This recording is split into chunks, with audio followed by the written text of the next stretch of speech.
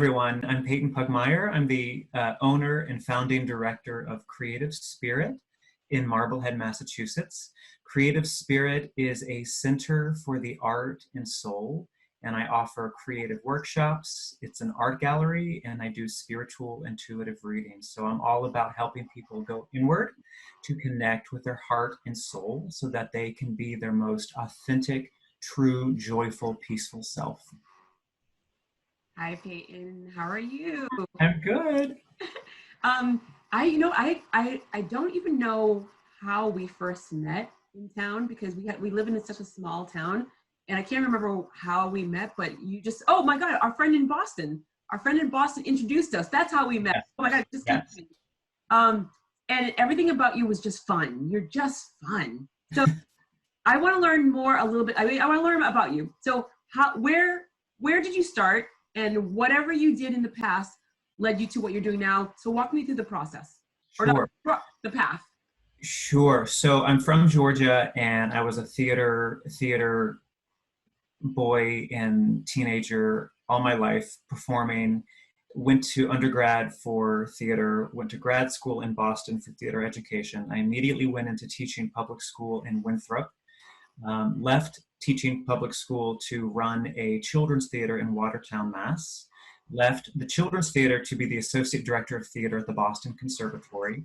So theater administration, running theater, directing, acting, producing. I even started my own theater company.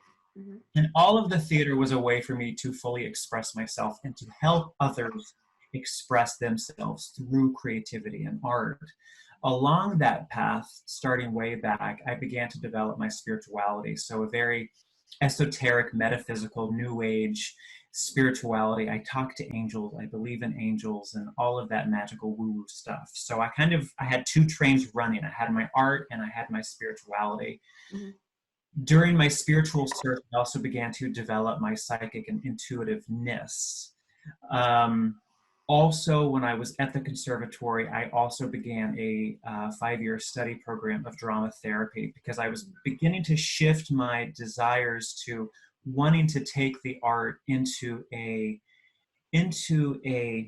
shape and form that really would more deeply empower humans to be who they are and to light up along their path.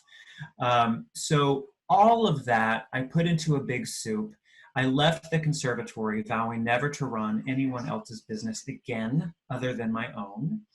And I started Creative Spirit, which really is it's my baby. It's a manifestation of me, and it allows me every day to wake up and put out into the world and behave in accordance with all of my skills and my passions, which are art, creativity, spirituality, intuitiveness, etc., for the sake of helping others do the same, to connect with their truths, to connect with their innate creativity and their inner wisdom and inner knowing, is known as their intuition, which we all possess.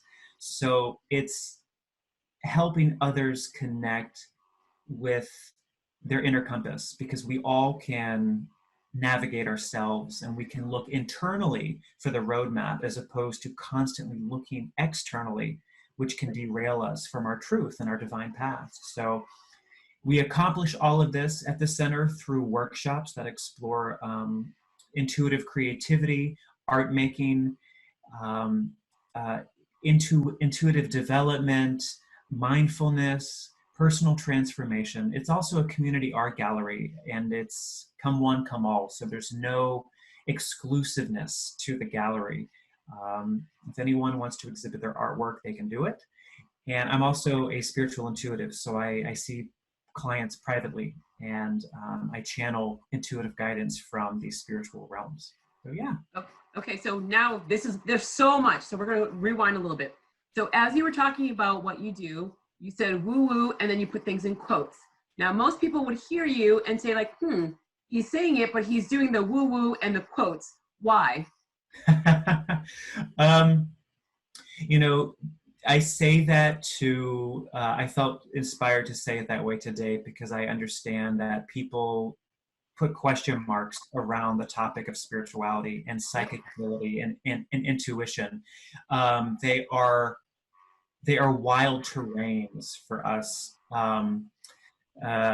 Western humans, and so I think there's opportunity for deeper awareness around those fields and those gifts that I believe we all possess.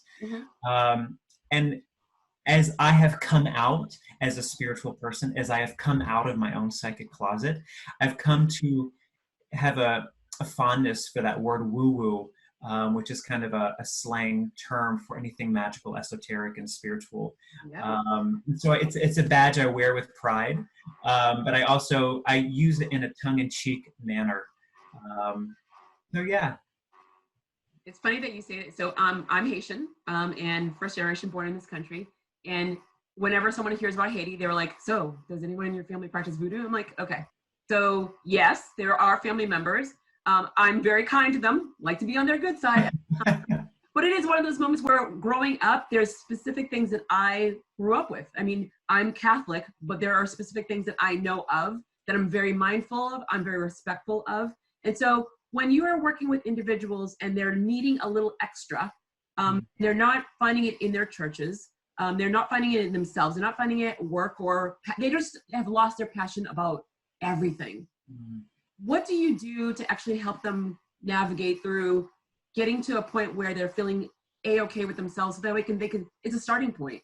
You know, I and creative spirit are really about the spirituality of self, the spirit of self. So that's my spirituality, that's my medicine. And I believe that, well, I have experienced and witnessed when we turn to ourself as a resource of truth and power and strength and creativity, we get the best results because it's honest and it's us, it's purely us. And so that's what I and other guest instructors are doing at Creative Spirit. We're simply holding the mirror up to the workshop participants or my intuitive clients to say, this is you. And what are you feeling today? Honor that feeling. What is that feeling telling you? What is it guiding you to do? All of our feelings are sacred. When it comes to creative workshops, such as my intuitive painting workshops, which I teach, it's all about process. And it's all about allowing ourselves to surrender to the unknown of creating.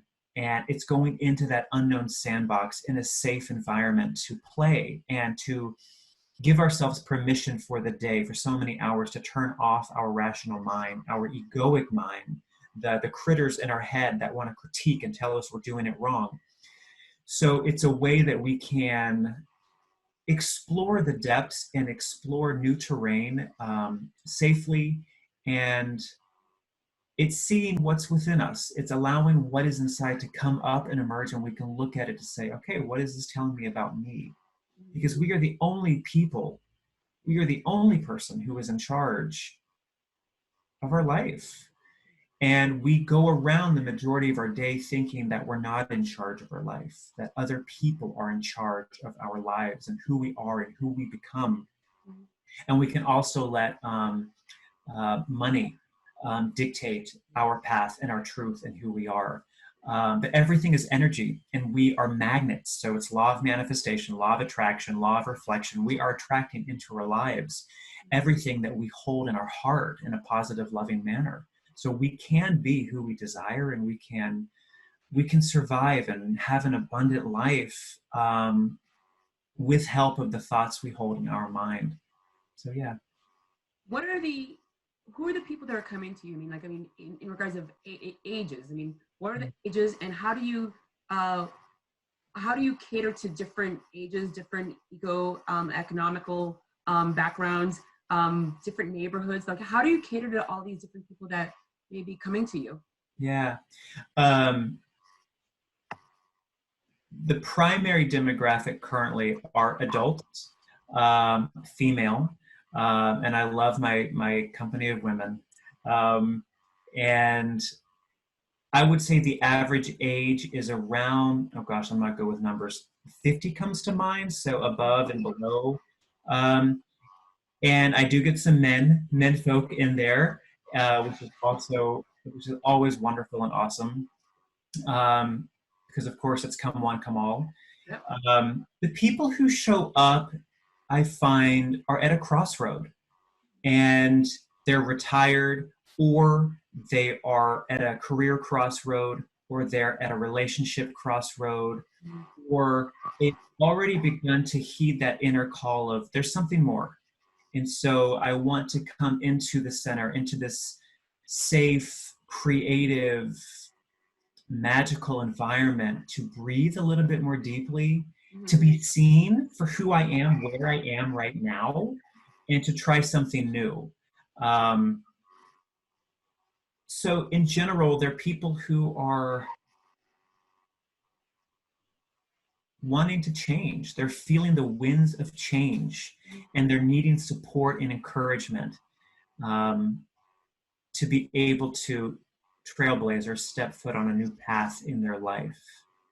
So yeah. Why not a religious representative or a health representative, I mean, a registered health representative, or a counselor or group? Like, why you? Why me? Do you mean why me running this type of business? No, not why you running this business, but more so like, why are they coming to you? I mean, because there's so many different resources when it comes to changing a jobs or having, like disconnect with like your life, your everyday life. And yet now they're finding you. I mean, and there are a lot of yous out there, but they're finding you and your industry. Why is your industry growing so much so fast? That's a great question. I think one thought that comes to mind is my combination of creativity and intuitive development. So it's intuitive creativity, which is about the process and not about the product. And then there's also the intuition, which is simply our inner wisdom, our infinite knowledge that we possess within our heart. And I think people are starved for both. I think people are starved to create. Those who are creatively, artistically inclined, I think a lot of us are really starved for safe spaces in which to create where there's no judgment. And it's not about a perfect product. It's not about technique, and it's not about professionalism. It's simply about honest personal exploration through the arts. And I'm really, really good, I think, at creating that safe space.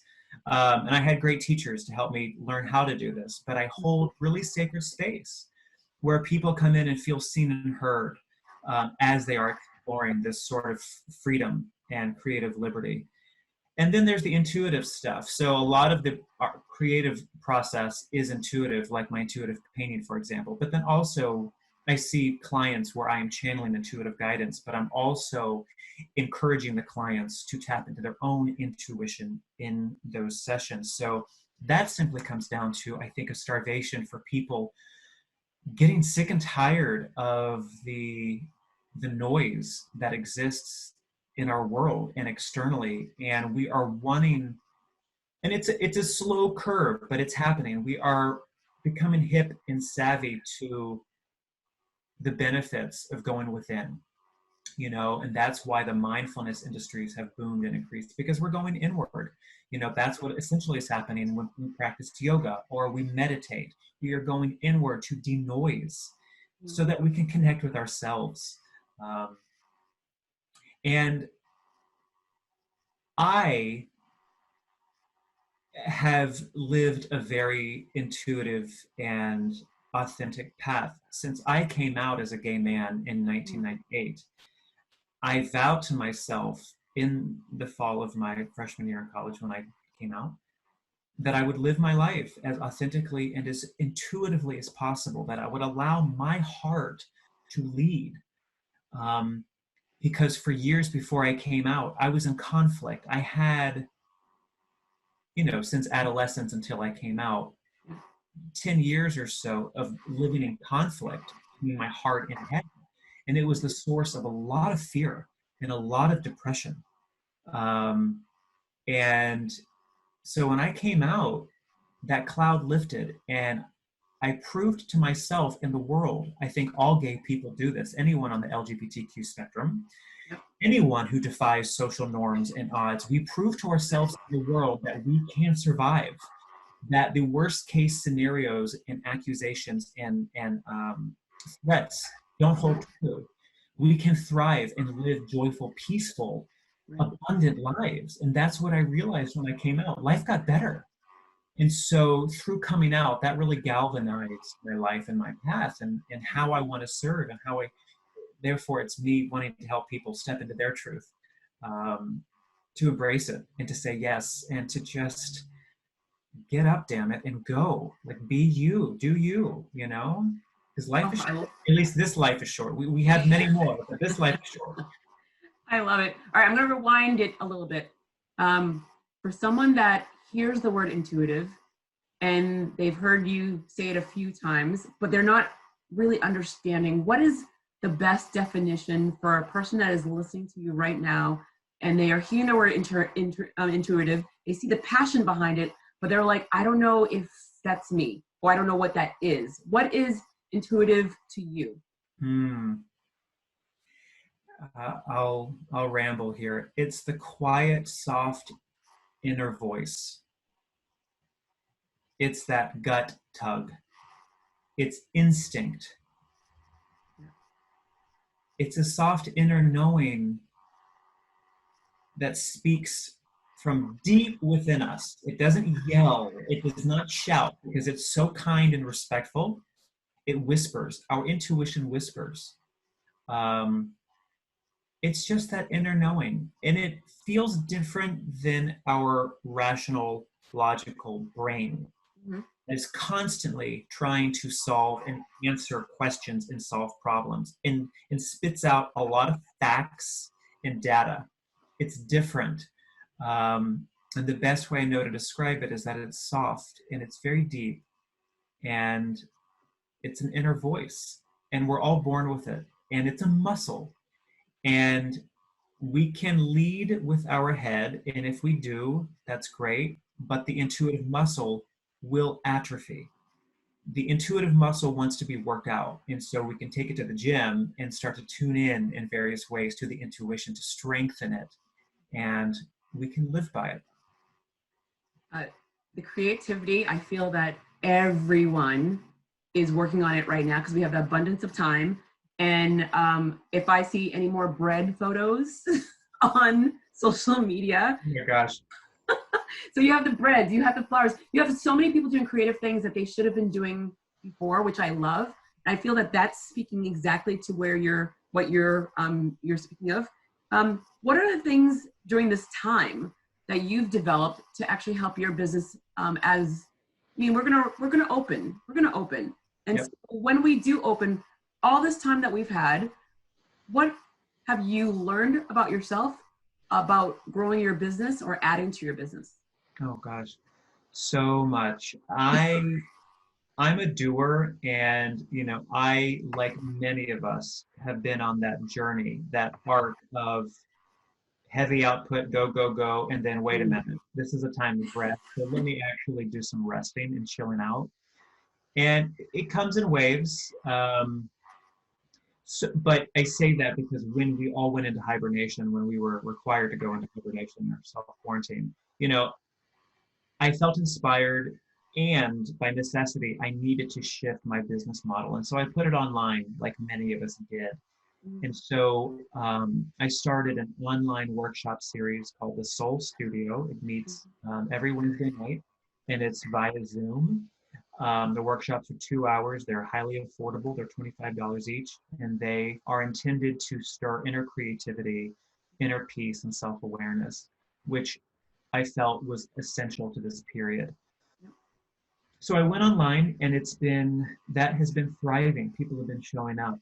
And then stemming from that workshop series, some other outshoots, other workshops have happened. I do a chakra coloring guidance program that happens on Saturday mornings. I still see my intuitive clients online or by phone. However, the gallery program is currently in hibernation because no one can gather in a public space. Yep. So I've gone online and I've learned quickly and very joyfully how to do that. And it's been very fun and very creative for me and very easy just because my mind just understands that. I think on a deeper personal level, I'm really having a lot of internal conversations about balance. Because while I am doing and outputting programs through Creative Spirit, it's not as complex and as um, full as operation was when I was open. So it's simpler. And to be honest, I'm really enjoying the simplicity and I'm enjoying the balance, at least a new type of balance that I'm feeling, which is about work and output versus chilling out and Yep. sitting literally in silence or reading a book or going for a walk or sitting and staring at the wall, whatever my body needs in that moment to rest. And so when we are able to reopen, a big question for me, as I'm sure it is for so many people who are newly discovering the online platform, is how much of this will remain. You know, how much of our business model will remain online and how much will return to the brick and mortar space, because Creative Spirit is a beautiful storefront space, which, you know, I had just renewed my lease, you know, when we all went into isolation. So it's bringing up a lot of questions, and I am trying to stay open courageously to really feeling into what feels good and what feels right to me. So in other words, Jodi, when we come out of this, you know, one option could be, who knows, that Creative Spirit becomes an online business in which I'm doing online workshops and I'm doing my, you know, seeing my clients virtually. And then as I need space, you know, I can partner with other venues. Or I may realize, no, Peyton Pugmire does need his brick and mortar space in which to do big events and keep the gallery, et cetera. So a lot of really beautiful question marks are coming up, and it's all worth really reassessing. I love that you just answered a question that I had, was what will your next day be? So you, let's just say in a perfect world, our doors open tomorrow. What would your first day be like? Uh, I clean. I mop the floors and tidy up, because right now the center is my own private painting studio. So it looks like, you know, Jackson Pollock has been in there for, you know, 2 months. So, you know, I've got some ideas that are in-person live experiences that I really want to birth. One of them is this part art installation, part creative, intuitive, experiential offering called the Tent of Enchanted Guidance, where people go literally into this tent that is highly designed theatrically. You go in and you have this very soulful, magical divination experience, and you come out of the tent with a basket full of information for your life. And so I need to build that. I need to build that installation. I really want to do that and offer that. So that's something that's sitting on the forefront of the back burner that needs to be born.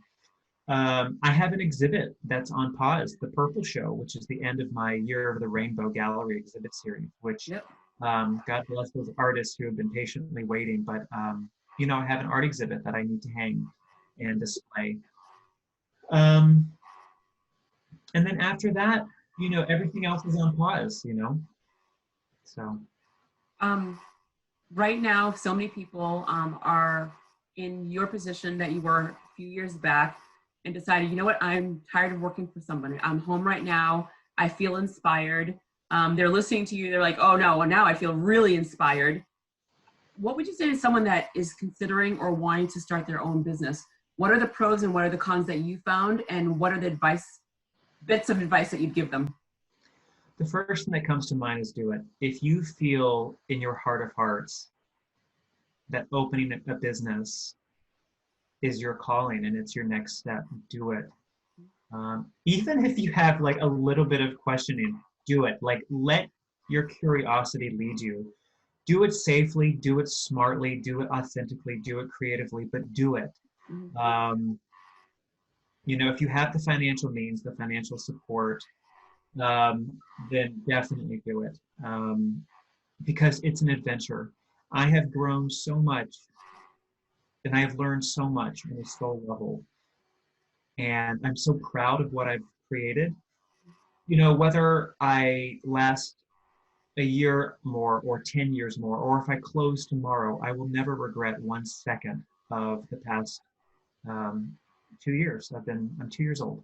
So just 2 years old. So, but it's been amazing because again, I've created the business in total alignment with who I am. So the business is me. It's a physical manifestation of me that I am, and so through it, I am able to engage with the community, and you can't go wrong with that. When you manifest yourself in the form of a business, there's nothing more powerful and magical and beautiful and loving. Um, I, I had to walk through a lot of fear before I opened. In fact, before I signed my lease, I think I called my mother and just sobbing. I had a total emotional release, which was a beautiful release, very cathartic of just the tears were the pouring out of all the fear, which was coming up. But I got through that, and I have a very loving, supportive mother who patted me on the back and said, "Get over it, now go sign the damn lease." Um, and I did it, you know, and I burned through that fear, and I think too, a big lesson that I've learned about a business is stay organic. Let the business develop its own soul and consciousness, and let it speak to you and tell you what it wants to be.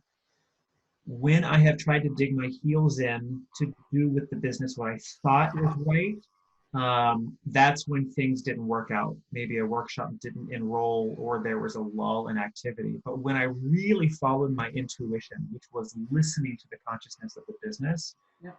that's when that's when I've been in the flow, and things flow. People come, the revenue flows in, and good things happen.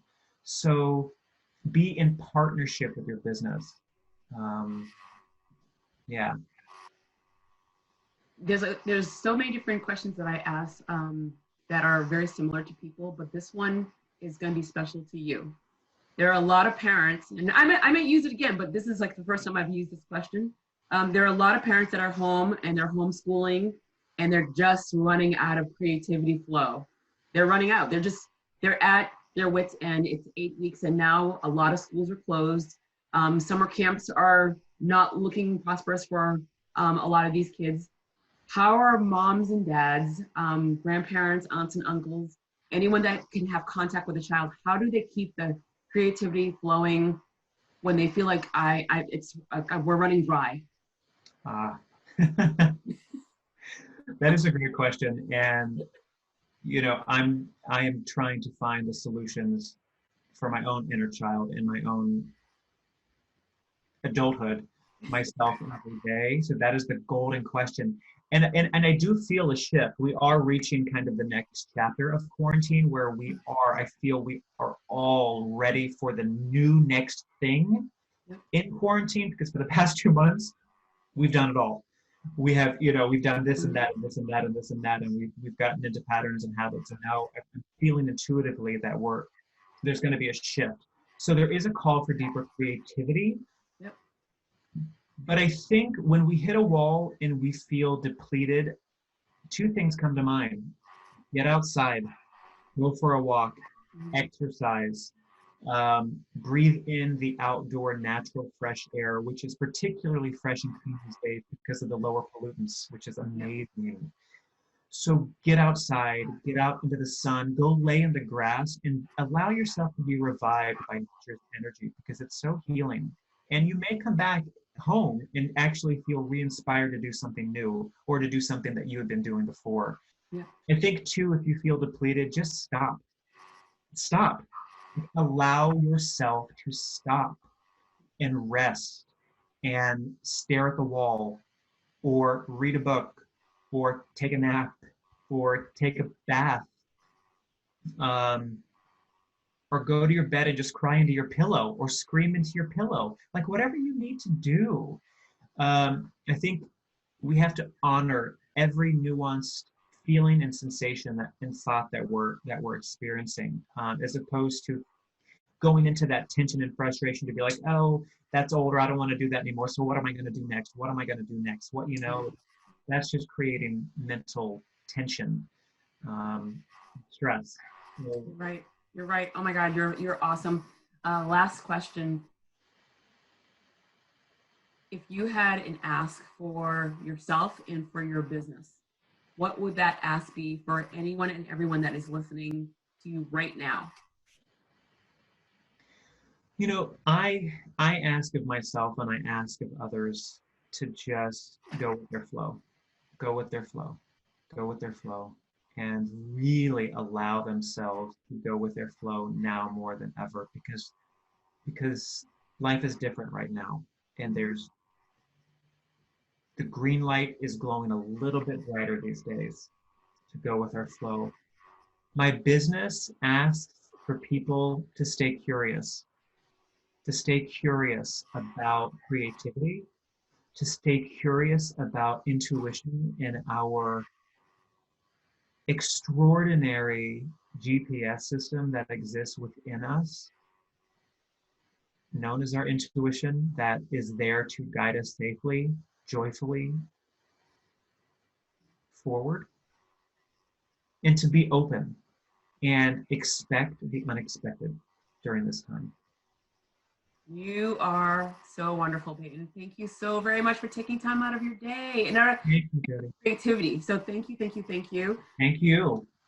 When we like, you know what, whether it's the end of the summer or the end of the year, whenever it's feeling a little normal-ish, I'll come back to you and I'm going to ask you how your first day was and what it looks like and what you're up to, if you don't mind. I love that. Yay. I love it. I look forward to it. Thank you so very much. Have a wonderful day. Thank you. You too, Jodi. Thank you so much.